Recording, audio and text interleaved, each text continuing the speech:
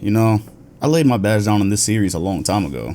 The takes that used to make this show, stupid things people said unironically, a lot of them are now takes that are recycled over and over again on some Lamiki account hunting likes, normally followed by other users that for some reason can't just ignore these accounts and instead choose to comment ratio. I really can't stand to read through these garbage threads anymore, so I'm effectively in retirement. But I did keep some of the records from years ago, things people said that I only posted to the NBA Twitter Police Instagram page that never actually made a video. And if for nothing else but the memories, I figured it'd be fun to take a look at how some of these takes aged, given that they were in 2019, so they've had a full 2 years. Especially because a lot of them were takes about players at the time, so what could possibly go wrong? Well, a lot could go wrong when you're making videos, which is why I recommend the video editor Wondershare Filmora. I've been asked over and over again how to start a YouTube channel, things like what's needed to edit videos, and a great tool that I'd recommend is Wondershare Filmora. A lot of the editing software out there is expensive and or complicated, all just to end up doing the same things you could accomplish with this program. You don't need expensive or complicated when trying to get the hang of running a channel. Within Filmora, there's plenty of useful features that come built in, including keyframing, which is a must to decide where objects in the video will go, motion tracking where an object can follow anything, and many neat effects that come preloaded. It also comes with well-built templates that you can choose from, which saves time, as in other programs, you'd spend extra time creating items like these from scratch. They give your video a nice touch in a timely manner, as do the filters and transitions that can be applied. An effect like auto reframe also saves time, as it'll crop and follow the focal point of your video on its own without you having to keypoint every single move. When running a channel and editing your own videos, the more time something takes to implement, the less likely you are to use it. This program simplifies a lot of these processes, which is a huge help, especially when you're just getting started. To give Filmora a shot for free, click the link in both the comment section and description. If you'd like to leave feedback, they are choosing the users of the 3 best comments to send a 3-month license to. So click the link in the comment section and description and stop procrastinating on learning how to edit for the channel you want to start.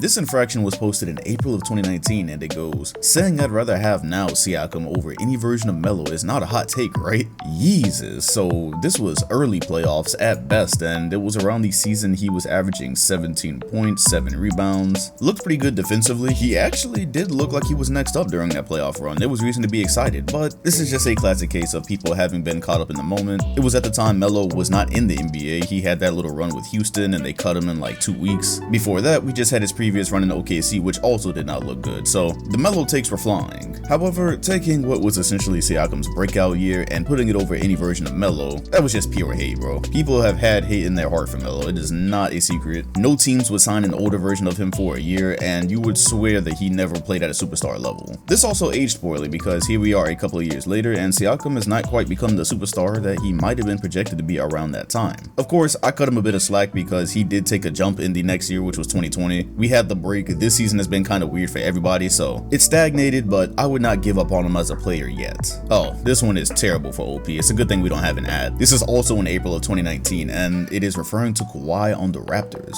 Overrated. Yes, he is good, but if you were to put someone like Otto Porter in Kawhi's position, he'd average almost 30. While Kawhi is pretty good on D, his offensive game is wildly overrated. He's nothing more than a product of a good system. What's the problem here? I mean, Kawhi is not bad on offense. He's just not as good as his stats say. If you were to switch him and Otto Porter, I think Otto would average anywhere between 27 and 31 points per game, while Kawhi would average about 16 to 19 points a game on the Bulls. Alright, see, what had happened was, he posted this and then Kawhi Leonard went on to have one of the great playoff runs of all time. Through that whole stretch, he averaged 30 points, 10 rebounds, shot 37% from 3 and 50% from the field, won the championship, won finals MVP, and all in one season inserted himself into the conversation for the greatest Raptor of all time.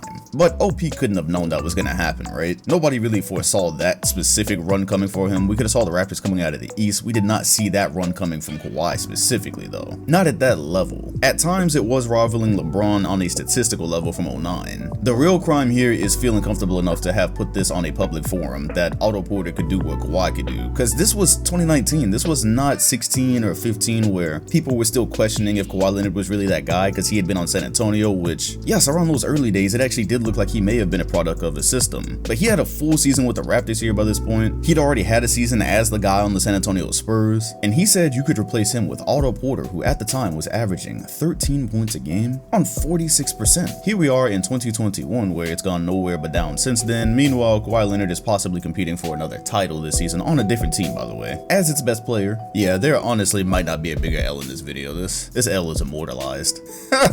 Curry takes. Steph Curry takes never get old. How does the guy from Screen Rant say it? Curry takes are tight. He's the greatest shooter. All other aspect, he's average. March 3rd, 2019. Somebody agree. Exactly. People are so uneducated about basketball these days, and that allows them to make these statements. How can he only be averaging 5.2 assists per game with 1, the scorers they have, and 2, how the NBA refs greatly favor offense? Lonzo has more assists per game. LOL.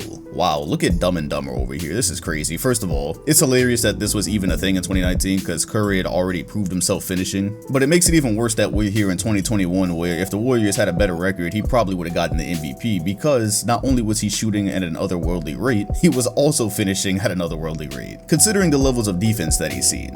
No Clay, no KD, really no legitimate space, and he averaged more points this season than he did in 2016. He did so on 49% from the field, 42% from 3, and he's averaging the most shot attempts of his career. If anything, he's a better finisher right now than he was in 2016. Still elite off ball. This, no matter what happened in 2021, this wasn't true when he said it in 2019 either. Oh, we ain't forget about his friend over here though, who said, how could he only be averaging 5.2 assists with the scores they have? It's always great when people expose that they don't actually watch games, which is fine. Everyone has lives. Not everybody has time to watch games, but if you don't push yourself out on a public forum like this. Curry's job when the Warriors were winning was not to be out there averaging 10 or 11 assists per game. That's not how they found their success. His gravity off ball was enough to get guys open shots without him having to dominate on. But if you're the type that's figuring out who won playoff games on the morning news, then yeah, you probably think that averaging a high number of assists is the only way you can play make. That's not an excuse though. These guys gotta share a cell. In February of 2019, this present day inmate said, Chris Paul is a career 15-4-8 player with 0 rings, 0 finals appearances, and 0 MVPs, but y'all call him a top 5 point guard because he got a lot of steals. Look how many people on the jail yard co-signed this. First of all, this was false when he wrote it. At the time of the post, Paul was actually a 19, 10, and 5 guy. That's what he had averaged from 05 to 2019. That's leaving out the 2.2 steals per game, but whatever, details. And here's the real kicker. Since then, in what was already a great career, Paul went to an OKC team where he was pretty much left for dead, not expected to make the playoffs. We didn't even know if he was gonna play there. And he nearly got them to the second round, so that happened. And now he is in Phoenix at the age of 35, where he has helped them birth their first playoff run since Steve Nash and Amari Stoudemire 11 years ago. Still averaging 16 points a game, 9 assists. He was an all-star. He's clearly the most valuable player on the Suns. The Suns are second in the West with a chance to take first when they were probably expected to come in somewhere around 5th or 6th. And although Jokic pretty much has the MVP wrapped up, Paul has clearly got his name at least in the conversation. Right before this, Paul was also sent to a Houston team that was a second round out at best, had them become the best offense in a year when the Golden State Warriors existed with Kevin Durant, and probably would have won the finals if he hadn't gotten injured at a crucial time. So not only was this post statistically false information, but he's clearly done a lot more to be called a top point guard ever than just get a lot of steals. So yeah, this absolutely aged like milk, but it was already a horrible take when it came out. Like if the only time you ever heard of Chris Paul was when he or somebody else on the Clippers got hurt, just say that. Also, quick newsflash, you can have an incredible career without ever having won any of these awards. Of course they help, but a lot of them are also circumstantial. If you play good enough in multiple seasons to have one MVP but you don't win it, that just speaks to the talent of the league. That's really where it's at right now. Here was a historical take, if you really want to call it that, so it's not like it could have aged, but this was from YouTube and it said, I would rather lose in the final 6 times than get eliminated in the first round 9 times like Mike, but that's none of my business. It's pretty cool how Mike found a way to lose in the first round 9 times in a 13-year career with the Bulls while somehow still winning 6 championships. I don't know if the math there adds up. Also got 131 upvotes. Wow, y'all poor things. Math was kicking each and every one of y'all asses. This was from 2019 as most. Russ is a stat patter that will never win a championship because he is a cancer to his team. He's had an opportunity with 3 MVP caliber players on the same team and couldn't do it. Well, first of all, that's cap. When he was on OKC with James Harden, he was a 6th man. He was not the James Harden we know today. And as far as Russ being a stat patter, well, let's see. This Wizards team has been struggling all year, could have let go many times, but they are probably headed for the play-in. Russ is going to average a triple-double yet again. He's actually going to pass Oscar Robertson soon. I think he's about 5 or 6 triple-doubles away from taking that all-time list. And when you look at his team record, when he has a triple-double versus when he does not,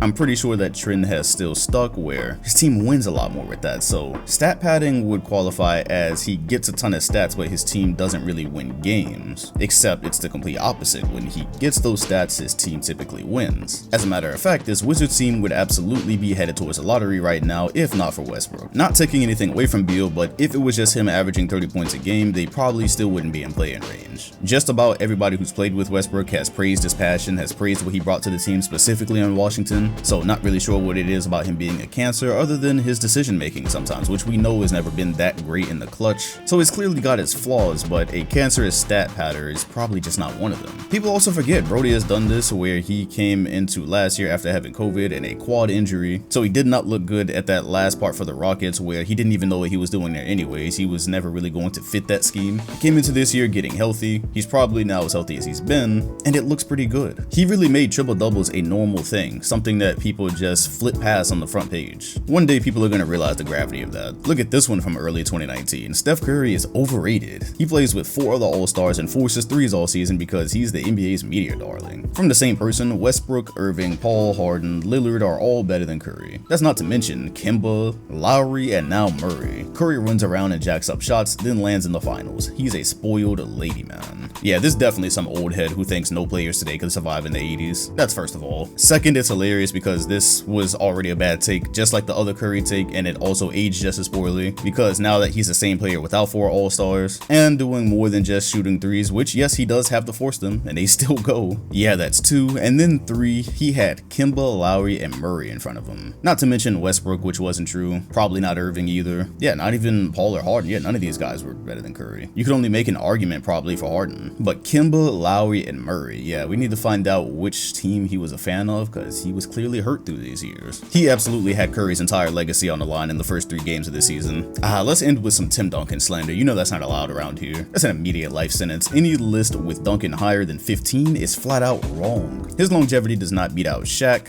Hakeem, Kobe, or Wilt. I'd flip a coin between Timmy and David Robinson. Well, first of all, just on the topic of longevity, if you're talking about Timmy and Shaq, Tim Duncan in year 17 was still one of the most important players on a championship team. Shaq began losing his super shape around 13 years in. Around 13 or 14 years is debatable. Also completely molded like bread down the stretch. Tim Duncan had 1 year where he just clearly wasn't a great factor anymore and he retired right after that. But whatever, you can duke it out with him and Wilt, Hakeem, and Shaq. Whatever his take is with those 4 or 5 players, that still doesn't explain how he is outside of the top 15. The real disrespect here is flipping a coin between him and David Robinson. I don't know how you get there. Robinson was a great player, one of the best ever, obviously, one of the more talented, but there's also a real possibility that if they hadn't have fallen in the perfect circumstance to draft Duncan, that they would have never won a championship, that he wouldn't have won a championship. And then I'm not about to rehash the damn near perfect career that Duncan had. I actually made a video on that last year, you can go watch. That's definitely a personal favorite. Even if you don't have Duncan in your top 10, there's just no way that he falls outside the top 15. That's not possible. The rings, the finals MVPs, the MVPs, the all NBA teams, the all-star selections, there's not many resumes or flat out on-court productions that stack up to his. So in conclusion,